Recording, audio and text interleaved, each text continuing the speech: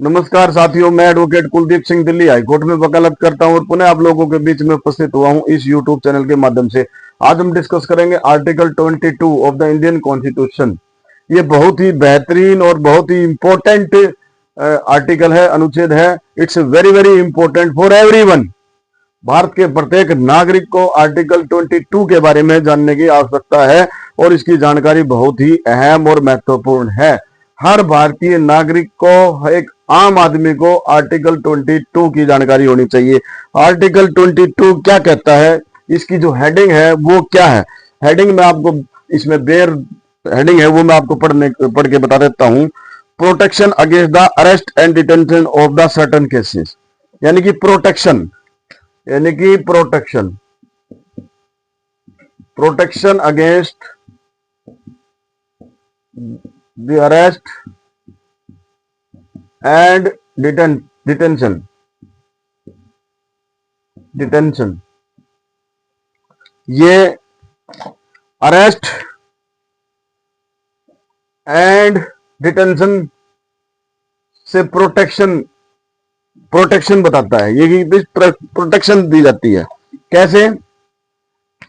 कोई भी अरेस्ट होती है या फिर किसी भी प्रकार की डिटेंशन होती है तो उसमें ये आर्टिकल अनुच्छेद 22 जो है आपको, हर नागरिक को प्रोटेक्शन देता है। वो कैसे देता है, इसमें मैं इसकी जो बेयर रीडिंग है वो मैं बता देता हूं। No person who is arrested shall be detain in the custody without being informed, यानी कि उसको बिगर किसी भी व्यक्ति को अगर अरेस्ट किया जाता है, किसी भी व्यक्ति को यानी कि किसी भी पर्सन को अगर अरेस्ट किया जाता है तो उसको बिगर इन्फॉर्म किए हुए उसको अरेस्ट नहीं किया जाएगा। ये इसकी पहली क्लास ये कहती है कि without being informed as soon as may be of the ground, यानी कि उसको ग्राउंड बताना होगा भाई किस ग्राउंड के तहत, उसके रीजन बताने होंगे भाई। जिस भी व्यक्ति को अरेस्ट किया जाएगा उसको इन्फॉर्म किया जाएगा, उसको बताया जाएगा कि भाई क्या ग्राउंड है, किस ग्राउंड यानी किस आधार पर उसको अरेस्ट किया जा रहा है। ये इसकी पहली क्लास है। आगे इसमें for a such arrest nor shall be deny the right of consult and to be defended by the legal practitioner of the choice. और इसमें साथ साथ ग्राउंड तो बताए जाएंगे, साथ साथ में उसको जो लीगल राइट्स है, उसका एक जो राइट्स है भाई, अपने किसी भी उसको डिफेंड करने के लिए तो अपने किसी भी लीगल प्रैक्टिशनर यानी कि एडवोकेट से कंसल्ट करने के लिए मना नहीं किया जाएगा, यानी कि not denied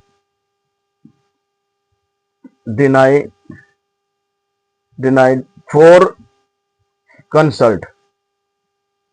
consult from advocate owner choice.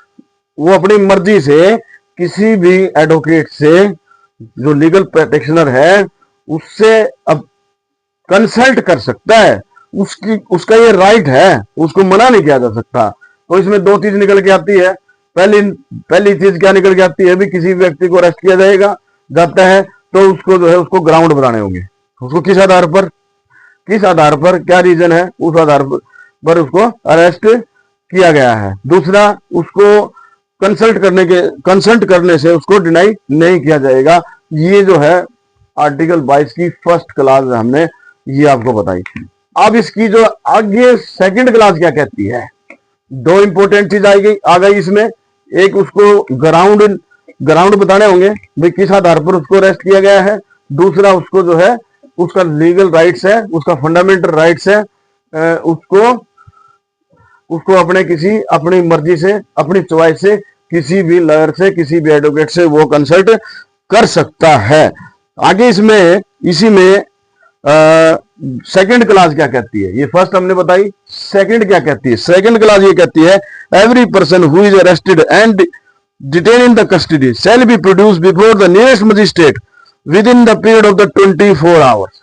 कोई भी नियरेस्ट मजिस्ट्रेट होगा मजिस्ट्रेट, कोई भी नियरेस्ट मजिस्ट्रेट होगा वहां उसको प्रोड्यूस करना पड़ेगा। मजिस्ट्रेट, कोई भी मजिस्ट्रेट है, कोई भी जुडिशियल मजिस्ट्रेट है, नियरेस्ट मजिस्ट्रेट। प्रोविजन ये भी है कि जहां पर जुडिशियल मजिस्ट्रेट नहीं है, क्योंकि जब हम सीआरपीसी पढ़ते हैं, क्रिमिनल प्रोसीजर कोड को पढ़ते हैं, there are two type of magistrate, एक जुडिशियल मजिस्ट्रेट, जुडिशियल मजिस्ट्रेट,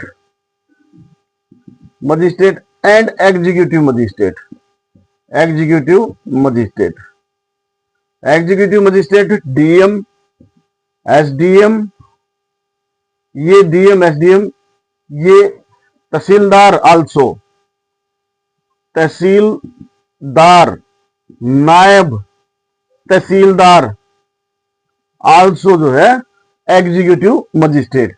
जो एग्जीक्यूटिव फंक्शन के लिए जिनको इनको एग्जीक्यूटिव फंक्शन दिया जाता है, इनका जुडिक्शन क्या है, इनका एग्जीक्यूटिव काम करना, एग्जीक्यूटिव फंक्शन करना, प्रशासनिक कार्य करते हैं ये, और ये जुडिशियल फंक्शन है, ये जुडिशियल मजिस्ट्रेट होते हैं। जुडिशियल यानी न्यायिक फंक्शन, ये इनका काम होता है न्यायिक फंक्शन। ये सीआरपीसी में इसमें दिया गया हुआ है। जब हम कभी सीआरपीसी को डिस्कस करेंगे तो इसको इसमें डिफरेंस बताएंगे, इनका क्या डिफरेंस है। तो इसमें सेकंड क्लॉज में नियरेस्ट मजिस्ट्रेट, कोई भी नियरेस्ट मजिस्ट्रेट होगा वहां उस अरेस्टेड पर्सन को, जिस व्यक्ति को अरेस्ट किया गया है, उसको वहां with in 24 hours, with in, इसमें प्रोविजन है विद इन 24 आवर्स, 24 घंटे के, उसके अरेस्ट के 24 घंटे के अंदर अंदर उसको किसी भी नजदीकी मजिस्ट्रेट यानी कि इलाका को, इसको इलाका मजिस्ट्रेट भी बोलते हैं, तो वहां उसको प्रोड्यूस करना पड़ेगा, उसको वहां पर पेश करना पड़ेगा along with the relevant documents, along with the relevant documents, with including FIR, including the facts of the case, including the diary entry, police diary, ये सारी चीजें कोर्ट के सामने पेश करना होगा। और with accuse, with arrested person, जिस भी व्यक्ति को अरेस्ट किया गया है उसको 24 घंटे के अंदर अंदर नियरेस्ट जो भी नजदीक मजिस्ट्रेट होगा वहां पर उसको पेश करना पड़ेगा along with the relevant documents, उसको पेश करना होगा। ये सेकंड। और ये 24 आवर्स का मतलब होता है एक्सक्लूडिंग जर्नी पीरियड। जो मान लो किसी भी व्यक्ति को दिल्ली पुलिस, यहां दिल्ली पुलिस है, दिल्ली पुलिस ने किसी भी व्यक्ति को बॉम्बे से गिरफ्तार कर लिया, या फिर जो है मध्य प्रदेश के कहीं किसी एरिया से गिरफ्तार कर लिया, या फिर वेस्ट बंगाल से गिरफ्तार कर लिया, या फिर हरियाणा से गिरफ्तार कर लिया। तो जो बॉम्बे से, हरियाणा से, एमपी से, जो दिल्ली, जो अगर उसने किसी ऐसे ऑफेंस में उसकी गिरफ्तारी की गई है कि वो ऑफेंस दिल्ली में हुआ है, तो उसको जो है, ये जो सबसे पहले प्रोविजन सीआरपीसी में दिया हुआ है कि उसको ट्रांजिट रिमांड लेना होगा, उसका ट्रांजिट रिमांड। अगर 24 घंटे के अंदर अंदर वो दिल्ली नहीं पहुंच सकते तो वहां के किसी नियरेस्ट मजिस्ट्रेट के सामने उसको पेश करेंगे। कोई भी इन्वेस्टिगेशन एजेंसी है वो उसको बॉम्बे के, मध्य प्रदेश या वेस्ट बंगाल, वहां से जहां से इसको गिरफ्तार किया है, वहां के किसी भी नियरेस्ट मजिस्ट्रेट के सामने उसको पेश करेंगे, क्योंकि दूरी जो है लंबी है और वहां 24 घंटे के अंदर अगर वहां दिल्ली नहीं पहुंचा जा सकता तो उसको पहले उसका एक ट्रांजिट रिमांड लिया जाएगा। ट्रांजिट रिमांड का मतलब होता है अथॉरिटी, कि ये अथॉरिटी देंगे कि हमने इसको अरेस्ट किया है और इसको दिल्ली की कोर्ट में, इसको दिल्ली मजिस्ट्रेट के सामने इसको पेश करना है, तो इसलिए वहां से इसको ट्रांजिट रिमांड लेंगे उसको, और वहां से लेने के बाद फिर इसको ये जो है इस मजिस्ट्रेट के सामने पेश किया जाएगा। हालांकि इस 22 आर्टिकल में लिखा कि भी एक्सक्लूडिंग द जर्नी पीरियड, तो ये जो जर्नी पीरियड है, मान लो दिल्ली की अदालत में दिल्ली के किसी भी मजिस्ट्रेट के सामने उसको पेश करना है, तो उसको मान लो 10 घंटे, उसको 10 घंटे, ये 10 घंटे में लिख रहा हूं यहाँ भी, 10 घंटे उसका सफर में निकल गया, तो ये 10 घंटे 24 में से 24 घंटे ये एक्सक्लूड हो जाएंगे, यानी कि ये 10 घंटे उसमें शामिल नहीं होंगे 24 घंटे के अंदर। तो ये एक्सक्लूडिंग जो जर्नी पीरियड है ये बाहर होगा, यानी 24 घंटे विद 24 घंटे जो है उसके अरेस्ट से अगर 10 घंटे उसके सफर में लगते हैं तो जो है ये इसका 24 घंटे, ये 24 प्लस में 10 ये घंटे बढ़ जाएंगे। ठीक है, तो इस तरह से जो है उसको किसी भी नियरेस्ट मजिस्ट्रेट सामने उसको पेश किया जाएगा। 24 घंटे का प्रावधान, अगर इसके साथ साथ में हम 24 घंटे का साथ साथ में हम पढ़ेंगे सीआरपीसी क्रिमिनल प्रोसीजर कोड जो 1860 का है, 1860 का जो अभी जिसमें अभी इसमें न्यू क्रिमिनल लॉ आ गया है, इसमें बीएनएस आ गया है। इसका जो है सेक्शन 57 पुराने जो कोड का 57, नए में 58 में इसमें भी इसका प्रावधान दिया है कि 24 घंटे के अंदर अंदर उसको कोर्ट में पेश करना होगा। तो ये नियरेस्ट मजिस्ट्रेट के सामने ये इसमें दिया हुआ है। इसके साथ साथ इसमें एक प्रोविजन सीआरपीसी के में 167 सीआरपीसी का 167 है। और अभी जो रिसेंट जो इसमें जो चेंज नया जो एक्ट आया है उसमें 187 BNSS भारतीय नागरिक सुरक्षा संहिता, ये 2023 में जो नए जो बिल आए हैं, नए जो एक्ट आए हैं उसमें 2023 में कहा कि भी अगर इन्वेस्टिगेशन 24 घंटे के अंदर पूरी नहीं हो रही है तो उसको किसी भी नियरेस्ट मजिस्ट्रेट जिसका jurisdiction whether having the jurisdiction or not, उसको वहां अगर फर्स्ट ऑफ ऑल तो जिसके पास जुडिक्शन वहां तो वहां उसको पेश करके उसको प्रोड्यूस करके किसी भी अरेस्टेड पर्सन को वहां से उसको जो है उसको रिमांड पे लिया जा सकता है। रिमांड 2 तरह का रिमांड होता है, मैं साथ साथ में बता रहा हूं। इसमें 2 तरह का रिमांड होता है, 167 और 167 और 187 ये बीएनएस और ये सीआरपीसी का इसमें प्रावधान है। अगर 24 घंटे के अंदर अंदर इन्वेस्टिगेशन पूरी नहीं होती है, भाई मान लो उसको पेश कर दिया 24 घंटे के अंदर अंदर मजिस्ट्रेट के सामने, किसी भी अरेस्टेड पर्सन है उसको 24 घंटे के अंदर यहाँ मजिस्ट्रेट के सामने पेश कर दिया है, ले according to provision constitution article 22 और 57 और 58, जो 57 सीआरपीसी और 58 बीएनएस भारतीय नागरिक सुरक्षा संहिता 2023 के तहत उसको पेश कर दिया है।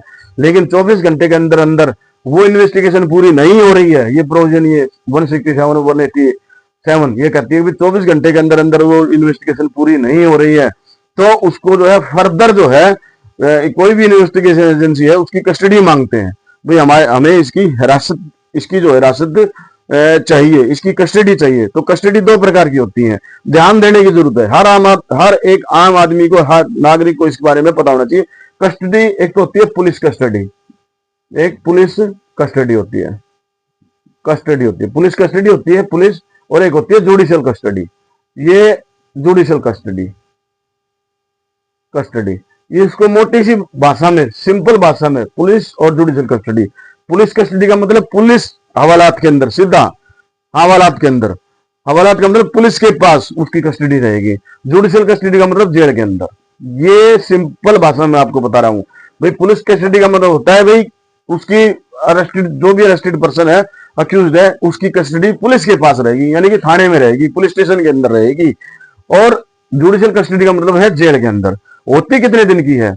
ये 60 और 90 दिन की होती है। मैं इधर लिख देता हूं, 60 और 90 दिन की होती है, 60 और 90 दिन की होती है।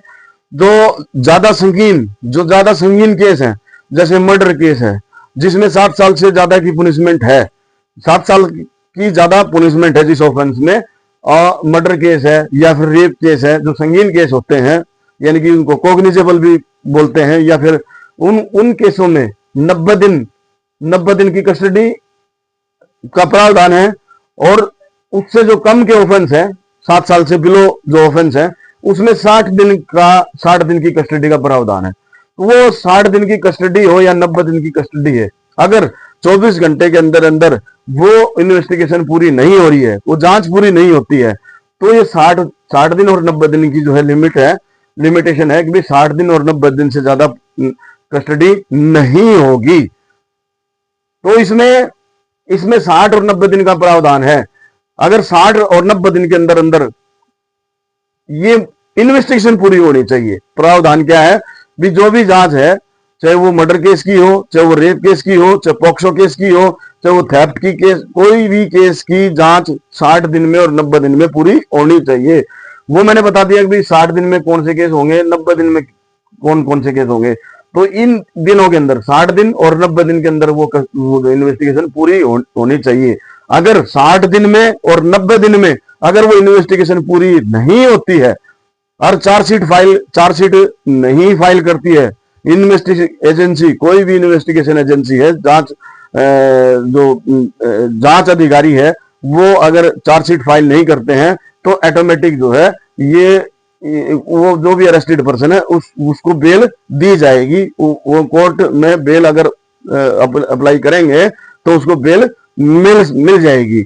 अपने आप ऑटोमेटिक राइट्स बन जाता है अगर चार्जशीट फाइल नहीं होती है 60 और 90 दिन के अंदर अंदर, यानी कि इन्वेस्टिगेशन है 60-90 दिन के अंदर अंदर वो चलान फाइल नहीं करते हैं कोर्ट के अंदर, तो ये अपने आप ही उसको बेल का राइट हो जाएगा। ये प्रावधान 167 सीआरपीसी में पुराना था। अब ये जो नया जो 2023 में एक्ट आया है 187 बीएनएस भारतीय नागरिक सुरक्षा संहिता के अंदर ये प्रावधान दिए गए हैं। तो पुलिस कस्टडी और जुडिशियल कस्टडी मैंने बता दी। पुलिस कस्टडी का मतलब हवालात के अंदर पुलिस के पास उसकी कस्टडी होगी, जुडिशियल कस्टडी यानी कि जेल में होगी। ये सबसे बड़ी बात है कि पुलिस कस्टडी आपको जानने की जरूरत है भी, ये 15 दिन से ज्यादा नहीं हो सकती। 15 दिन से पुलिस कस्टडी, पुलिस जो कस्टडी होगी वो ये 15 दिन से ज्यादा नहीं होगी। ये नोट करने की जरूरत है भाई, नॉट मोर देन 15 डेज। ये 15 दिन से ज्यादा पुलिस कस्टडी नहीं हो सकती। ये पुलिस कस्टडी को या तो उसको जैसे 2 दिन की पुलिस कस्टडी, फिर उसके बाद 2 दिन की और दे दी और उसको दे दी, फिर उसके बाद 4 दिन की और दे दी, यानी कि टुकड़ों में वो ले सकते हैं, लेकिन नॉट मोर देन 15 डेज, जहां 15 दिन से ज्यादा की पुलिस कस्टडी का प्रावधान नहीं है। तो अगर 15 दिन अगर उसके पूरे हो गए तो ऑटोमेटिक उसको फिर जुडिशियल कस्टडी में भेज दिया जाएगा, यानी कि जेल में भेज दिया जाएगा। यानी कि हवालात में 15 दिन से ज्यादा को नहीं रखा जा सकता। तो ये कुछ प्रावधान है, ये मैंने कुछ नए जो 2023 में जो बीएनएस में आए उसको बताया। पुराना 167 ये बताया, 87 बीएनएस ये बताया, 57 जो पुराना सीआरपीसी का था ये बताया, 58 जो नया बीएनएस का आया ये मैंने बताया कि 24 घंटे का प्रावधान है। 24 घंटे के अंदर अंदर उसको नजदीकी किसी भी मजिस्ट्रेट के सामने पेश करना होगा। तो ये जो है हमने डिस्कस किया हमने इसको डिस्कस किया ये क्लाज टू को हमने इसमें डिस्कस किया। और इसमें जो है इन बिटवीन जो है, लेकिन इसकी एक हाँ इसमें पूरा हो गया ये। फिर इसमें 3 जो है, क्लाज 3 क्या कहती है, हमने 1 पढ़ा, 2 पढ़ा, और क्लाज 3 क्या कहती है भाई, ये क्लाज 1 और 2 किन पर्सन पर, किस अरेस्टेड पर्सन पर लागू नहीं होती। पहले नंबर पे कोई एनिमी है, पहले नंबर पे कोई भी एनिमी है यानी कि दुश्मन, एनिमी, या फिर इसमें एलियन वर्ड दिया है, ALIEN एलियन। कोई भी एनिमी एलियन जो है अगर वो होगा तो उसमें ये क्लास 1 और क्लास 2 का प्रावधान एप्लीकेबल नहीं होगा। दूसरा जो है, अगर किसी भी व्यक्ति को अरेस्ट किया गया है under prevention and detention act, special जो प्रिवेंशन डिटेंशन एक्ट वाले हैं, प्रिवेंशन एंड डिटेंशन जो डिटेंशन वाले जो एक्ट हैं, जैसे टाडा है, वो टाडा है, पोटा है, या फिर टेररिज्म प्रिवेंशन, ये एग्जाम्पल बताए मैंने अभी।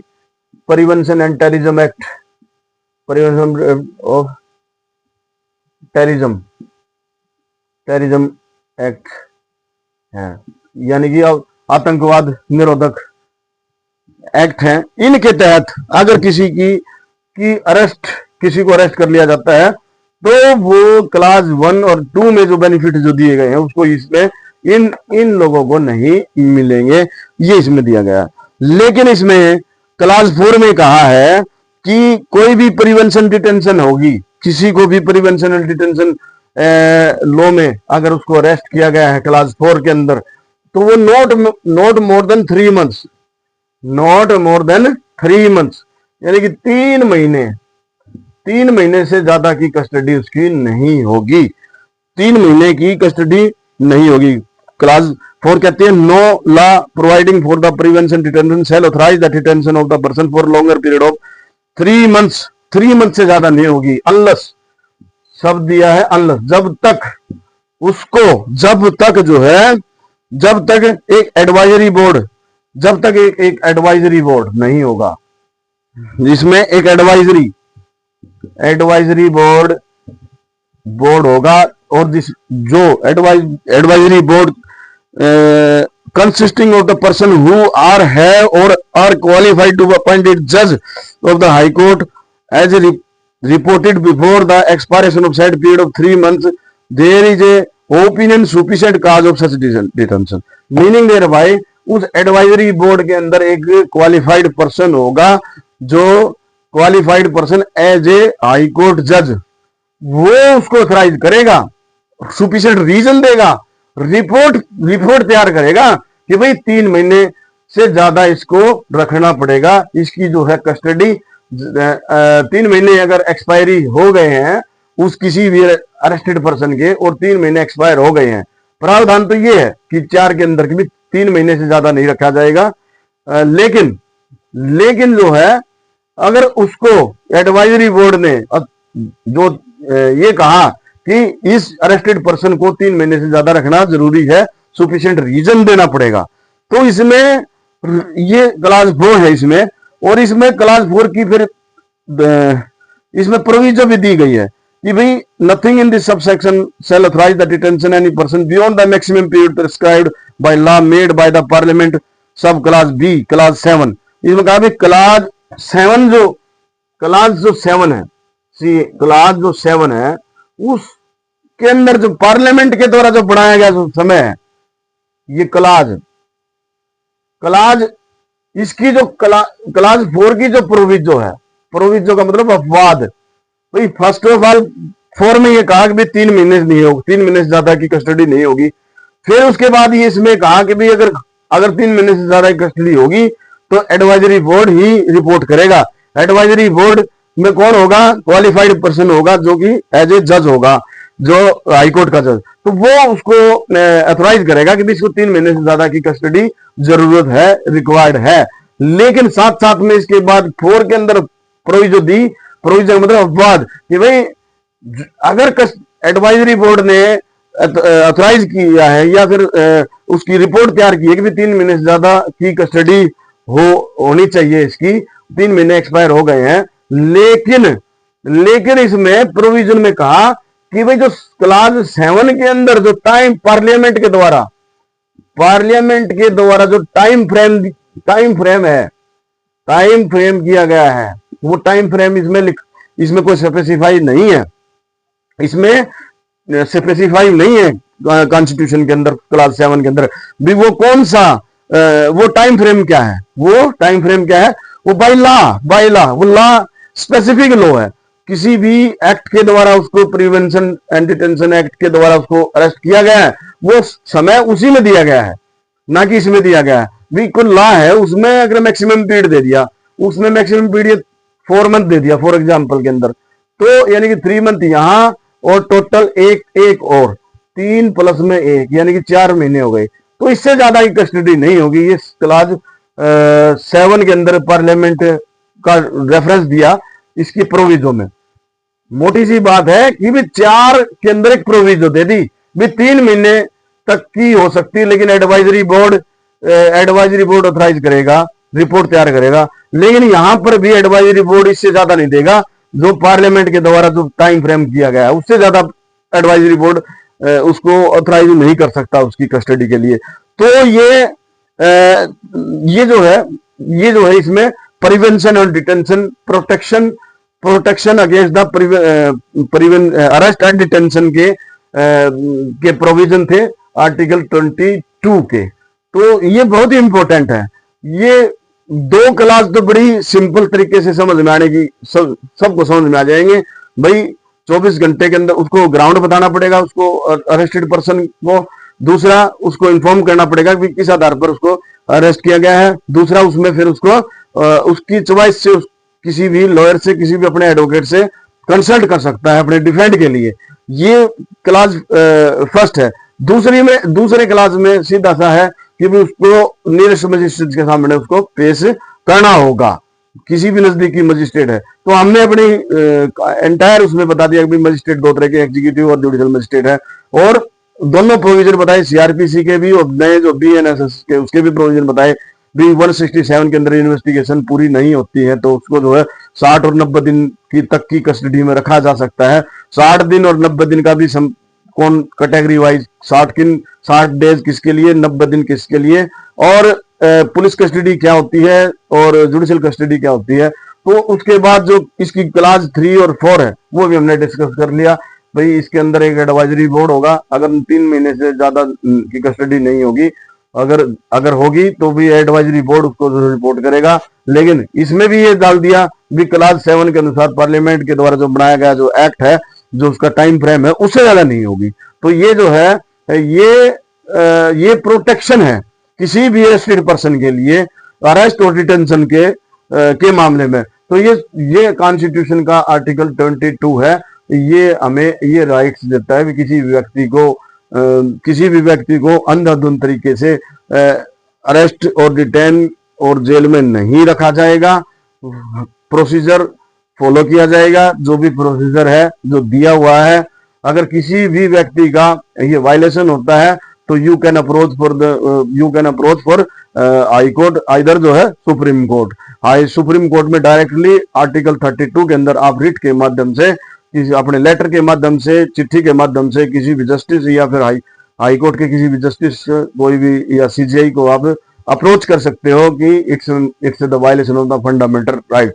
तो these are the provision of the article 22। इसमें बहुत सारे केस लॉ भी हैं, हम इसके केस लॉ को भी डिस्कस करेंगे। लेकिन आज के लिए जो है आर्टिकल 22 ये कंप्लीट, ये आर्टिकल 22 है। अगर इसमें कोई भी टेक्निकली कोई भी बात समझ में नहीं आती है किसी भी मेरे ऑडियंस को या फिर जो है व्यूअर को, तो आप कमेंट बॉक्स में डालिए और हम इसको दोबारा भी करा सकते हैं, समझा सकते हैं कि article 22 it's a very very important for everyone.